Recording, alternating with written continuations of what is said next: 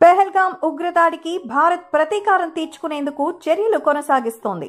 ఇన్నాళ్లు పాక్ ని ఇబ్బంది పెట్టిన ఇండియా మంగళవారం రోజు ఆపరేషన్ సింధూర్ చేపట్టింది.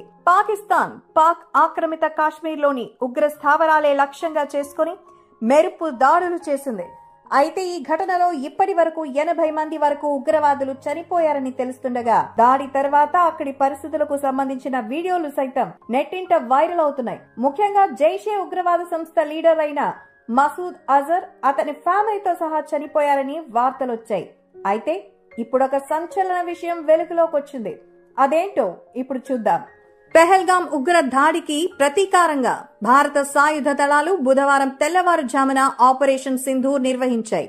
పాకిస్తాన్ ఆక్రమిత కాశ్మీర్లోని 9 ఉగ్రవాద స్థావరాలను లక్ష్యంగా చేసుకున్నాయి.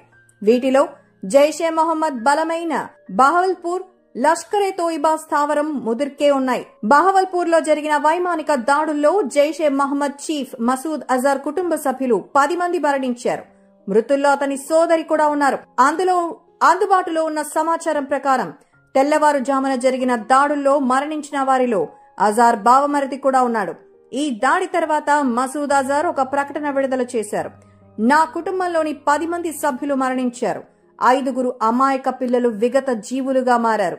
నా అక్క సాహిబా నా ప్రాణం కంటే ప్రియమైనది.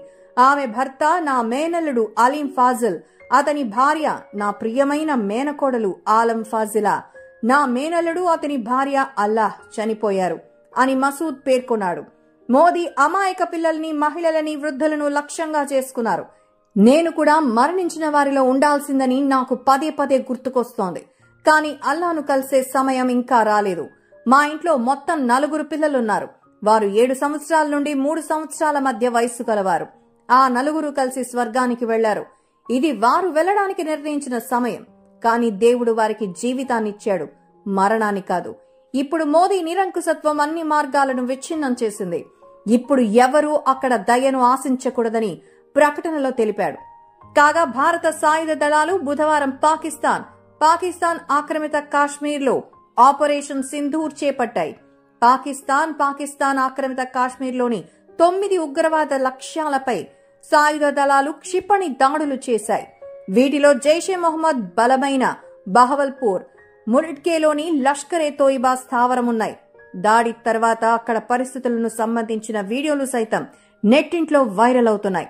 ముఖ్యంగా జైషే ఉగ్రవాద సంస్థ ప్రధాన కార్యాలయం ఆపరేషన్ సింధూర్ దెబ్బకు తుడిచికిపోయినట్టు వీడియో చూస్తుంటేనే అర్థమవుతుంది.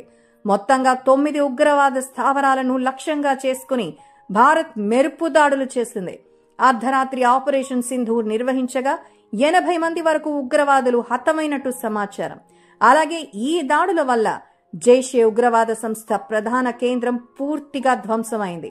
అంతర్జాతీయ సరిహద్దుకు 100 కిలోమీటర్ల దూరంలో ఉన్న బహవల్పూర్లోని మర్కజ్ సుబాన్ పై సైన్యం దాడి చేయగా ఈ భవనం నేలమట్టమైంది.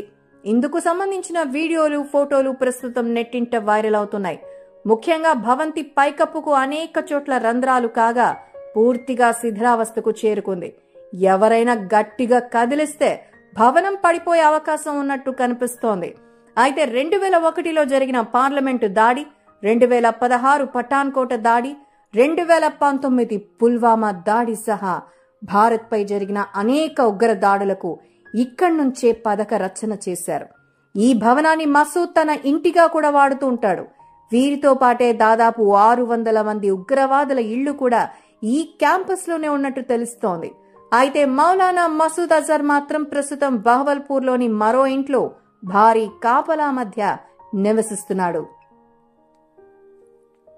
కాశ్మీర్లో జరిగిన ఉగ్రదాడి తర్వాత ఇండియా పాకిస్తాన్ మీద పలు ఆంక్షలు విధించడంతో 2 దేశాల మధ్య యుద్ధ వాతావరణం నెలకొంది. దాంతో 2 దేశాలు తమ ఆర్మీని బోర్డర్స్ లో మోహరించగా యుద్ధం ఏ క్షణాన అయినా మొదలవచ్చు అనే పరిస్థితి మొన్నటి వరకు కొనసాగింది. అయితే రీసెంట్ గా పాకిస్తాన్ కు యుద్ధంలో సహాయం చేసేందుకు టర్కీ తన యుద్ధ నౌకను పాకిస్తాన్ కు పంపింది.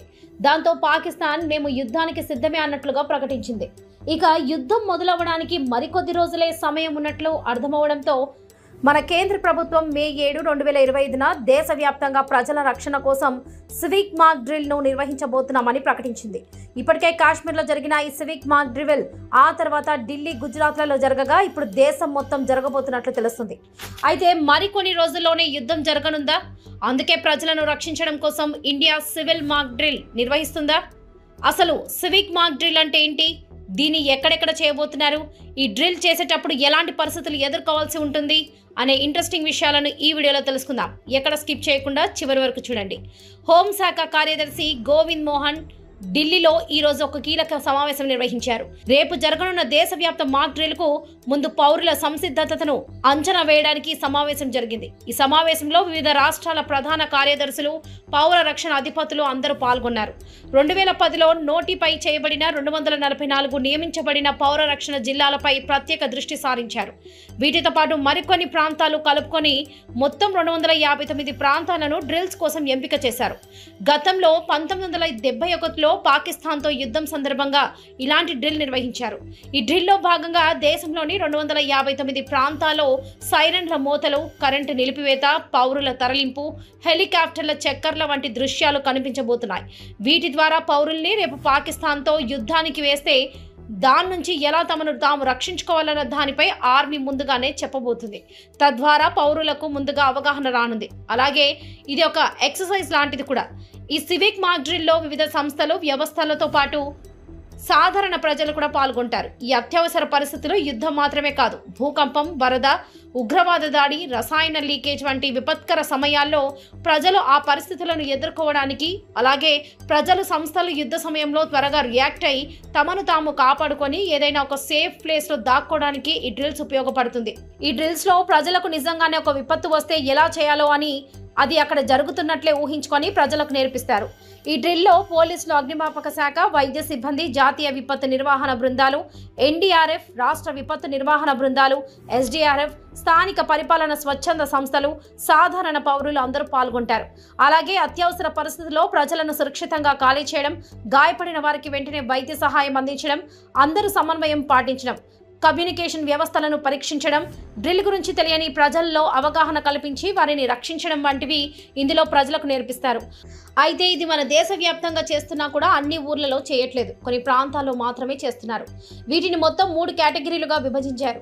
ఇందులో తొలి కేటగిరీలో రాజధాని ఢిల్లీతో పాటు గుజరాత్లోని సూరత్, వదోదర్, కాక్రపార్, మహారాష్ట్రలోని ముంబై, ఉరాన్, తారాపూర్, ఒరిస్సాలోని తాల్చేర్, రాజస్థాన్లోని కోటా, రావత్ భాటా, తమిళనాడులోని చెన్నై, కల్పక్కం, యూపీలోని బులంద్ షహర్ ఇలా 13 ప్రాంతాలని ఎంపిక చేశారు. అలా సెకండ్ కేటగిరీలో తెలంగాణలోని హైదరాబాద్లో ఈ మాక్ డ్రిల్ నిర్వహిస్తుండగా ఆంధ్రప్రదేశ్లోని విశాఖపట్నంలో కూడా మాక్ డ్రిల్ నిర్వహిస్తున్నారు. వీటితో పాటు మరో 199 ప్రాంతాలని ఎంపిక చేశారు. అలాగే మూడో కేటగిరీలో 45 ప్రాంతాలు ఎంపిక చేశారు. ఇలా మొత్తం 259 ప్రాంతాల్లో రేపు డ్రిల్ నిర్వహించబోతున్నారు. ఇక మాక్ డ్రిల్ ఎలా చేస్తారంటే మొదట ప్రజలను అప్రమత్తం చేయడం కోసం ఎయిర్ రైడ్ సైరన్స్ ని మోగిస్తారు. అవి మోగగానే ప్రజలు సురక్షిత ప్రాంతాలకు వెళ్లి దాక్కోవాలి. ఎందుకంటే ఈ సైరన్స్ మోగితే ఆ ప్రాంతంలో యుద్ధ విమానాలు దాడి చేయబోతున్నాయని అర్థం. అలాగే ఆ ప్రాంతం మొత్తం కరెంట్ కట్ చేస్తారు. యుద్ధ విమానాలు దాడి చేయబోతున్నప్పుడు వాళ్ళు సరిగ్గా దాడి చేసే ప్రాంతాన్ని గుర్తించకుండా ఇలా చేస్తారు. దీనే క్రాష్ బ్లాక్అవుట్ అంటారు. 1971లో పాకిస్తాన్తో జరిగిన యుద్ధ సమయంలో కూడా ఇండియా ఈ బ్లాక్అవుట్ విధానాన్ని ఫాలో అయింది. అలాగే mobile communication towers, power plants నాశనం అవ్వకుండా శత్రువులు ఆర్మీ క్యాంప్స్ ని గుర్తించకుండా చర్యలు తీసుకుంటారు. ఇక హై రిస్క్ ఉన్న ఏరియాలలో జనాలను సురక్షితంగా త్వరగా ఎలా తరలించాలో అక్కడి వాళ్ళకు చూపించి అందులోని లోపాలను గుర్తిస్తారు. అలాగే ఎమర్జెన్సీ టైంలో గాయపడిన వారికి ఫస్ట్ ఎయిడ్ చేయడం కోసం దగ్గరలోని స్కూల్స్, ఆఫీసులకు తరలించి వారికి ఎలా సహాయం చేయాలి చెప్తారు. అలాగే ట్రాఫిక్ ని కూడా వేరే ప్రాంతాల మీదుగా మళ్లిస్తారు. అలాగే నిజంగానే యుద్ధం జరుగుతున్నప్పుడు ప్రజలు కరెంట్ లేకపోయినా, ఇంటర్నెట్ రాకపోయినా ఆందోళన చెందకుండా, ఎవరెవరో చెప్పే వదంతులను నమ్మకుండా కేవలం గవర్నమెంట్ చెప్పే సమాచారం మాత్రమే నమ్మాలని, అందుకోసం ప్రభుత్వం టీవీ ఛానల్స్ ని లేదా రేడియోని వినాలని చెప్తారు. ఇక యుద్ధంలో పాకిస్తాన్, చైనా మరియు టర్కీల అండ చూసుకొని ముందడుగు వేయడంతో already America, Dubai, Israel, Russia వంటి దేశాల సహాయం ఉన్న ఇండియా కూడా యుద్ధానికి సిద్ధమే అన్నట్లు వ్యవహరిస్తుంది. అయితే ఈ సందర్భంగా రష్యా అధ్యక్షుడు వ్లాదిమిర్ పుతిన్ ప్రధానమంత్రి నరేంద్ర మోదీకి సోమవారం ఫోన్ చేశారు. జమ్మూ కాశ్మీర్లోని పెహల్గాంలో జరిగిన ఉగ్రవాద దాడిని తీవ్రంగా ఖండించారు పుతిన్. ఇక ఉగ్రవాద దాడిపై దర్యాప్తులో రష్యా, చైనా ప్రమేయం ఉండాలని పాకిస్తాన్ కోరుకుంది. అయితే అనూహ్యంగా రష్యా భారత్కు మద్దతు పలికింది. ఫోన్ కాల్లో భారతదేశాన్ని సందర్శించాలని ప్రధాని మోదీ ఇచ్చిన ఆహ్వానాన్ని అధ్యక్షుడు పుతిన్ అంగీకరించారు. ఈ విషయాన్ని అధ్యక్ష భవనం క్రెమ్లిన్ తెలిపింది. రష్యా, భారతదేశం మధ్య సంబంధాలు డైనమిక్గా అభివృద్ధి చెందుతున్నాయని ఇద్దరు నాయకులు నొక్కి చెప్పారని క్రెమ్లిన్ తెలిపింది. పహల్గాం దాడి వెనుక ఉన్నవారిని చట్టం ముందు నిలబెట్టాలని పుతిన్ కోరారని విదేశాంగ మంత్రిత్వ శాఖ ప్రతినిధి రణ్ధీర్ జైస్వాల్ తెలిపారు. వ్యూహాత్మక సంబంధాలను మరింతగా పెంచుకోవడానికి ఇద్దరు నాయకులు ఒక అండర్స్టాండింగ్తో ఉన్నారని కూడా ఆయన తెలిపారు. ఇటీవల పాకిస్తాన్ రక్షణ మంత్రి కావాజా ఆసిఫ్ రష్యా, చైనా లేదా పాశ్చాత్య దేశాల పాకిస్తాన్కు మద్దతుగా ఉంటాయన్నట్లుగా ప్రకటనలు చేశారు. ఇలా చెప్పిన కొన్ని రోజులకే రష్యా అధ్యక్షుడు ప్రధాని మోదీకి ఫోన్ చేశారు. పాకిస్తాన్ ప్రధానమంత్రి షెహబాజ్ షరీఫ్ కూడా అంతర్జాతీయ దర్యాప్తుకు అనుకూలంగా ఉన్నారని పాక్ మంత్రి అన్నారు. పాకిస్తాన్ కేంద్రంగా పనిచేస్తున్న నిషేధిత ఉగ్రవాద సంస్థ లష్కరే తోయిబా ఎలిటీ ప్రతినిధి రెసిస్టెన్స్ ఫ్రంట్ ఏప్రిల్ 22న దాడికి బాధ్యత వహించింది. అయితే తర్వాత ఖండించింది. భారత సైనిక దాడి చేస్తుందని గట్టిగా భయపడుతున్న పాకిస్తాన్ వీలైనంత వరకు తప్పించుకునేందుకు ఇరు దేశాల సాయం కోరుతుంది. ఆ క్రమంలో టర్కీ కూడా తన యుద్ధ నౌకను పాకిస్తాన్కు పంపింది. అందుకే యుద్ధం రాబోతున్న తరుణంలో ఇండియా ముందుగానే ప్రజలను అప్రమత్తం చేయాలని ఇలా సివిక్ మాక్ డ్రిల్ ని ఏర్పాటు చేసింది. సో ఇది ఫ్రెండ్స్ వీడియో. ఈ వీడియో మీద మీ అభిప్రాయాన్ని కామెంట్స్ లో తెలియజేసి వీడియో నచ్చినట్లయితే ఒక లైక్ చేయండి. అలాగే ఇలాంటి మరెన్నో వీడియోస్ కోసం మా ఛానల్ ని సబ్స్క్రైబ్ చేసుకోండి.